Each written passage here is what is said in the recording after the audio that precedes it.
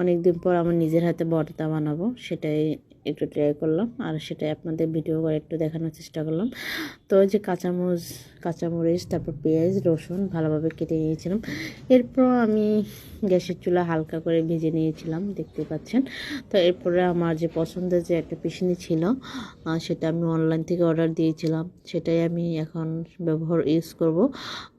তো এই তো সেই পিসনিতে আমার পছন্দের সেটাকে এখন ভালোভাবে মেরিনেট করবে, যে দেখতে পাচ্ছেন নিজে পছন্দ মতো আপনি যার যার যেরকমভাবে বানিয়ে খেতে ভালো লাগে করতে পারেন। এটাই আমি তেমন উপাদান ইউজ করি নাই, আপনার কাঁচামরিচ,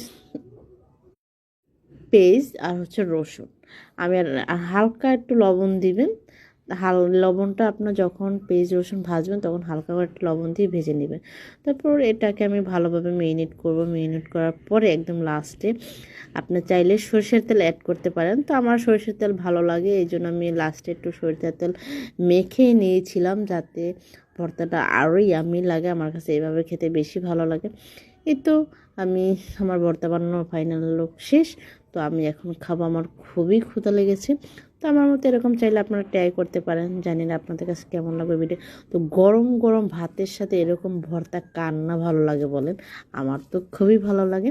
তো আলহামদুলিল্লাহ নিজের হাতে ভর্তা বানিয়ে গরম গরম ভাতের সাথে খেলাম, শুকর আলহামদুলিল্লাহ। তো এটা খুবই মজার ছিল। তো সবাই ভালো থাকবেন, সুস্থ থাকবেন। আল্লাহ হাফিজ।